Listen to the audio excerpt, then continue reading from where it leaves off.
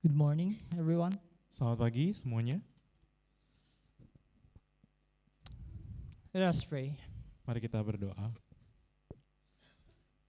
Our loving and gracious Father, Allah kami yang maha kasih dan juga maha penyayang, lead us to the rock that is higher than us. pimpin kami ke batu yang lebih tinggi daripada kami. Lead us to our Lord Jesus Christ. Pimpin kami untuk kepada Kristus Yesus. Lead us to His cross. Pimpin kami kepada salibnya. For His sake, we pray. Demi namanya kami berdoa. Amen. Amin. On this day, Good Friday, Pada hari ini, pada Jumat Agung, we gather together to mourn Jesus' death kita berkumpul bersama untuk merenungi kematian Kristus and to reflect on the deep, deep, wondrous love of God dan juga merefleksikan semakin dalam tentang that we uh, see in the cross of Christ. kasihnya yang luar biasa yang kita lihat dari salib Kristus. Most of us have been loved by people very close to us. Banyak dari kita dikasihi oleh orang-orang yang berada di sekitar kita. These people make us feel warm, Orang-orang tersebut membuat kita hangat, comfortable, nyaman, accepted, merasa diterima, and wanted. dan juga merasa diinginkan. When we think of them, Ketika kita memikirkan orang-orang tersebut, we think of sympathetic ears kita memikirkan tentang telinga yang simpatik, that listen to our burdens, yang mau mendengarkan beban kita, kind words that lift our spirits, dan juga kata-kata yang baik yang dapat mengangkat jiwa kita, semangat kita, and helping hands dan juga tangan yang bersedia membantu, that are always ready to reach out yang selalu siap untuk menjangkau kita when we stumble. ketika kita terjatuh. We expect them to love us. Kita semua mengharapkan orang-orang tersebut mengasihi kita. They are our friends. Mereka adalah sahabat-sahabat kita, They are our families. mereka adalah keluarga kita, We have built a life with them. kita hidup bersama dengan mereka. And their love feels like a natural response to that bond. Dan juga kasih mereka sama seperti hubungan timbal balik yang secara alami. But in the cross, Tapi dari salib, the person who died for us orang yang mati bagi kita is one whom we treated not as a loved one. adalah seseorang yang kita tidak perlakukan sebagai seseorang yang mengasihi kita. He who laid down his life on the cross, Ia menyerahkan hidupnya di atas salib. he did that not because we love him so much. Ia melakukannya bukan karena kita mengasihinya. In fact, our passage this morning Faktanya, pasal kita di pagi hari ini says in verse 10, dikatakan di ayat yang ke-10, "For if while we were enemies, we were reconciled to God by the death of His Son." sebab jikalau kita ketika masih seteru diperdamaikan dengan Allah oleh kematian anaknya. To be an enemy of God means Menjadi musuh Kristus berarti we were at odds with His holiness. kita terasa berbeda dari kesuciannya. We were rebels against God's kingdom. Kita melawan kerajaannya.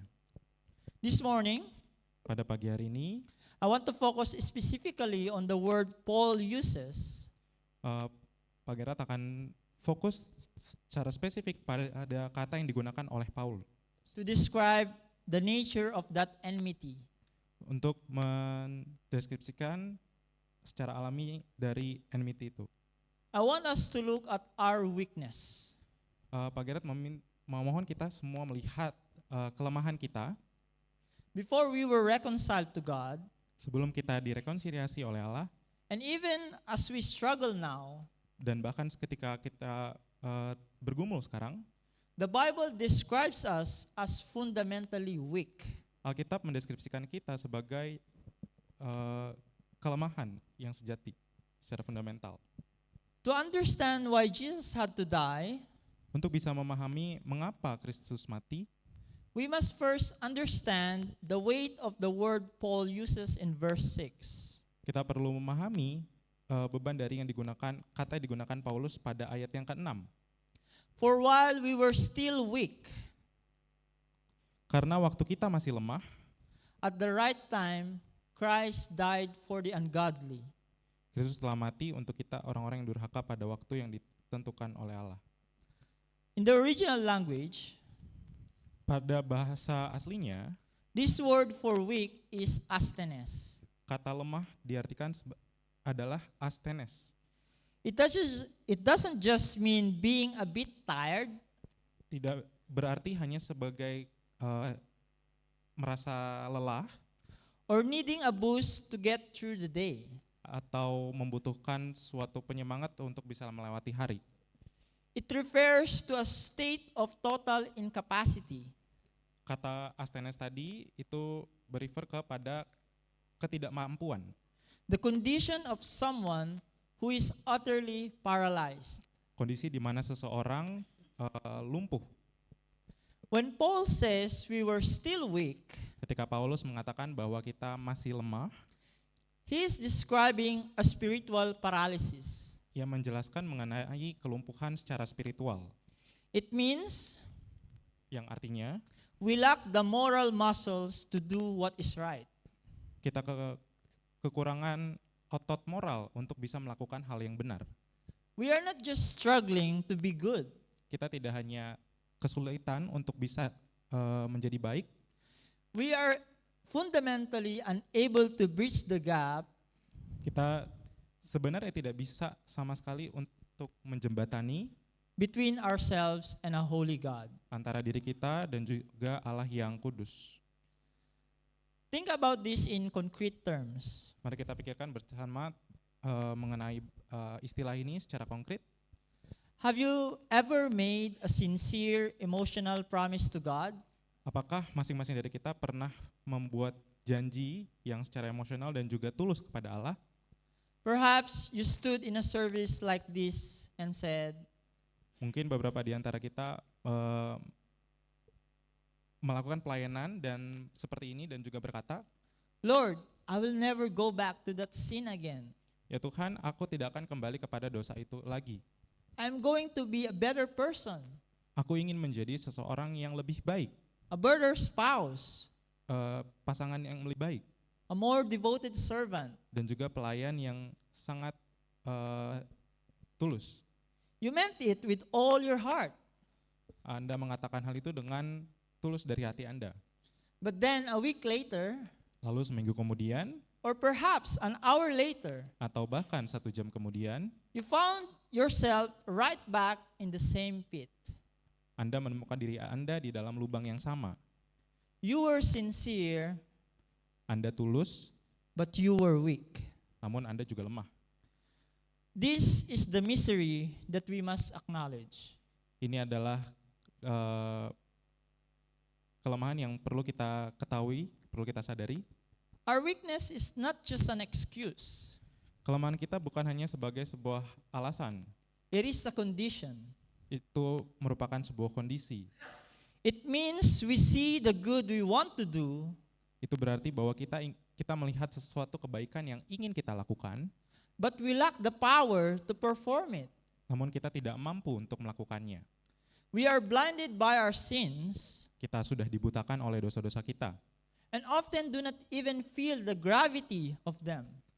dan seringkali kita tidak merasakan rasa tarikan itu. We live in a state of complacency. Oke. Kita hidup di dalam kondisi yang Complacency. Treating sin lightly memperlakukan dosa dengan begitu ringan and thinking we can just fix it dan berpikir kalau kita bisa menangani dosa itu whenever we want. kapanpun kita mau. But the reality is that Namun nyatanya adalah We are like a man trying to lift a mountain, Kita sama seperti manusia yang ingin mengangkat gunung, which is impossible. yang tentunya sangat tidak mungkin. This is why Jesus had to die, Inilah alasannya mengapa Kristus harus mati. because Karena a paralyzed person cannot walk to God. orang yang lumpuh tidak bisa berjalan kepada Allah. God had to come to them. Allah yang harus datang kepada mereka. And this brings us to the shocking turn in the gospel. Dan hal ini membawa kita terhadap kepada bagian dari Injil. Christ did not wait for us to get strong before he came. Kristus tidak menunggu kita semua untuk bisa menjadi kuat sebelum ia datang. He came at the right time, Ia datang pada waktu yang tepat, which was the moment of our absolute helplessness. yakni di momen di mana kita sangat tidak mampu. In microfinance, Dalam mikrofinansial, in the world of loans and debts, di dunia yang penuh dengan utang, we see a specific pattern. kita melihat sebuah pola khusus. Some people run away because they are simply not able to pay. Beberapa orang kabur karena mereka tidak bisa bayar. They go into hiding, Mereka bersembunyi, thinking that it's okay to just walk away from what they owe. berpikir bahwa ya udah nggak apa-apa untuk kabur dari apa yang seharusnya mereka bayar. But the debt doesn't vanish. Tapi kematian tidak hilang begitu saja. Someone has to account for it. Seseorang harus membayar itu. Eventually, Nantinya they had to write off the debt as a loss. mereka harus menyatakan utang itu sebagai sebuah kehilangan. But a write-off in a bank is a cold, calculated move Tapi pelunasan dalam bank itu terhitung sebagai sebuah hal that leaves the client with a permanent scar. yang meninggalkan bekas atau luka yang permanen, A bad record that says, yang meninggalkan jejak yang mengatakan this person is a failure. bahwa orang ini adalah orang yang gagal. They can never be trusted again. Orang ini tidak bisa dipercaya kembali. But God is not like a banking company. Tapi Allah tidak seperti perusahaan. He didn't Bank. just write off our debt from a distance. Dia tidak hanya melunaskan utang kita dari jauh And leave us with a bad record. dan meninggalkan kita dengan jejak yang buruk. Someone else had to pay my debt Seseorang harus membayar utang saya, for me utang saya, because I was not just short on funds. karena saya tidak hanya kekurangan biaya, I was totally bankrupt. saya sangat-sangat bangkrut. We are totally bankrupt. Kita semua sangat-sangat bangkrut. On the cross, Pada salib, Jesus paid the debt in full. Kristus membayar utang kita lunas.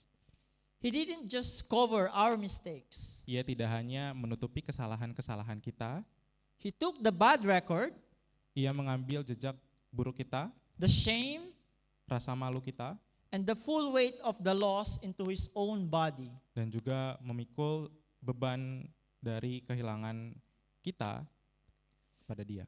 He did not minimize our sin. Ia tidak mengecilkan dosa-dosa kita. He received the eternal consequences of it Ia menerima konsekuensi tak habis-habis dari hal itu, so that we would never have to. sehingga kita tidak perlu melakukannya itu. Jesus is the only one who is able to save us from our struggles, Kristus adalah satu-satunya yang mampu untuk menyelamatkan kita, because he is kind and he is strong. karena dia baik dan juga ia kuat. He did for us what we could not do for ourselves. Ia melakukan bagi kita apa yang tidak bisa kita lakukan bagi diri kita sendiri. While we were still running away, Ketika kita masih berlari, still hiding in our weakness, masih menghindar dan juga menyembunyikan diri kita pada kelemahan kita, Christ died for you and for me. Kristus mati bagi Anda dan juga saya. So, Lalu, how do we respond to what God has done through Christ for us? bagaimana respon kita dari apa yang sudah Allah lakukan bagi kita melalui Kristus? The logical response is not to promise God that this time I'll be stronger. Respon yang logisnya bukan untuk berjanji kepada Allah, Tuhan, hari ini atau pada waktu ini aku akan menjadi lebih kuat. The point of Good Friday is that we couldn't do it ourselves. Inti dari Jumat Agung adalah bahwa kita tidak bisa melakukan hal itu sendiri. And trying to act like we can just misses the point entirely. Bertingkah bahwa kita bisa melakukan hal itu berarti kita tidak mengerti poinnya sama sekali. We must stop trying to earn God's favor. Kita harus berhenti mencoba untuk mencapai apa yang Tuhan mau, Or make ourselves better as a way to pay Him back. atau menjadikan diri kita sebagai yang lebih baik sebagai cara kita untuk membayar Ia kembali. The only logical response is gratitude.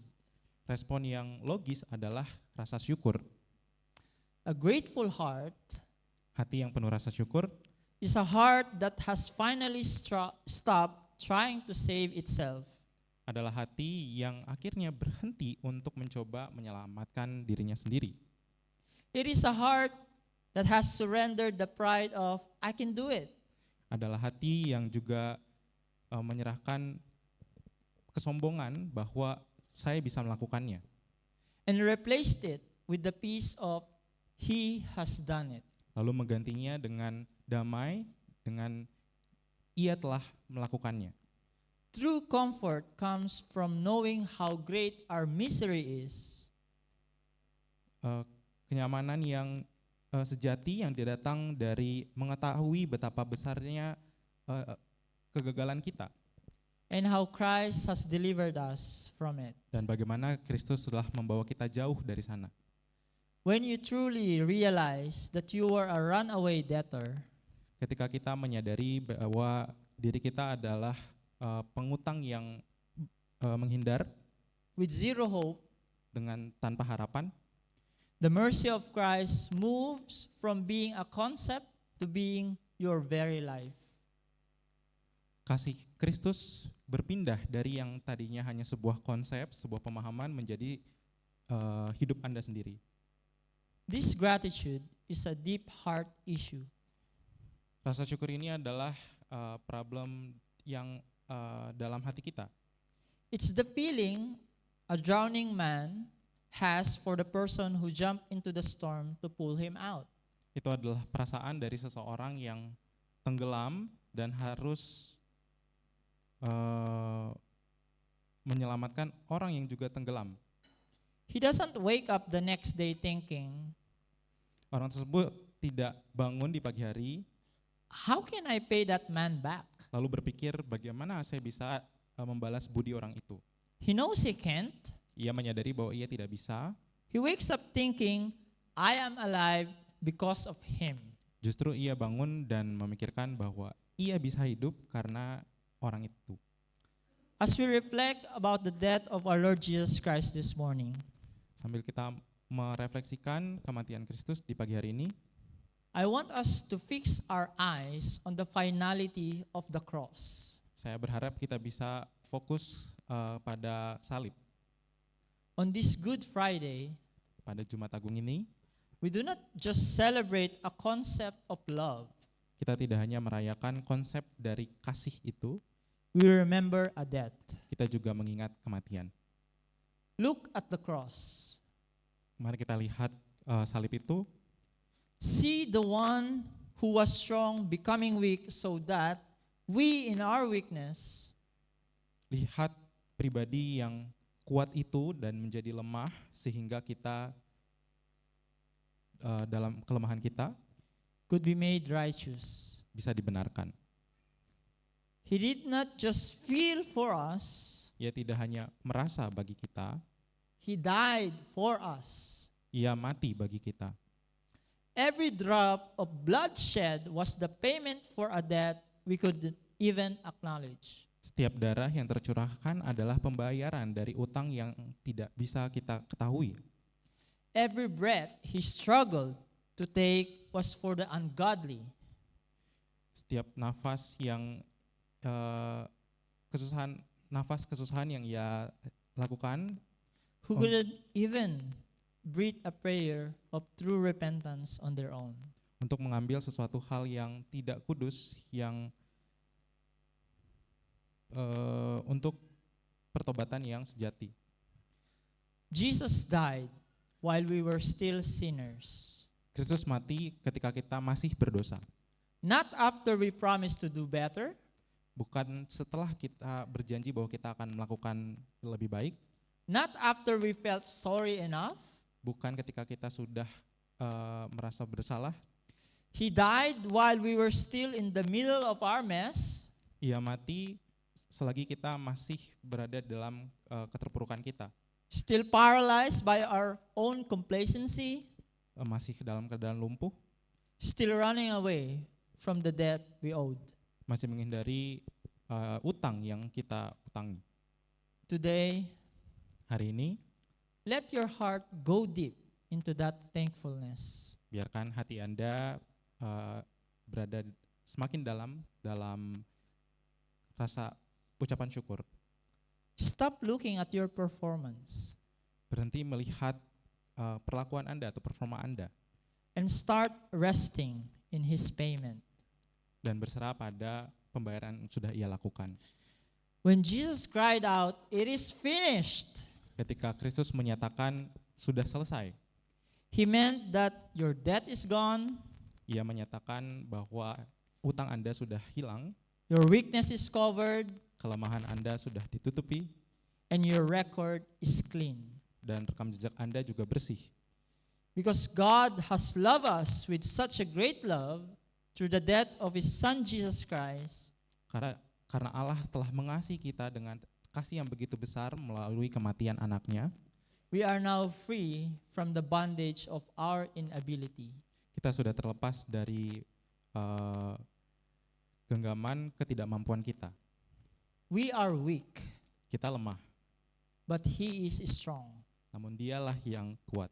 And in His death, Dan dalam kematiannya, we find our eternal life. kita menemukan kehidupan yang kekal. Let us pray. Mari kita berdoa. Our God, Allah Bapa, fill our hearts with thankfulness. penuhi hati kami dengan rasa syukur. Remind us of what Jesus has done for us on the cross. Ingatkan kami tentang apa yang sudah Kristus lakukan bagi kami. And may we start resting on what you have done for us. Dan biarlah kami berpasrah pada apa yang sudah Kau lakukan bagi kami. May we not trust our own strength, Biarkan kami untuk tidak bisa berpegang pada perilaku kami, but to rely upon you wholly and eternally, O Lord, until you come. dan biarlah kami berpegang pada Engkau sepenuhnya dan juga selamanya, sambil menunggu Engkau datang. In Jesus' name we pray. Dalam namamu kami berdoa. Amen. Amin.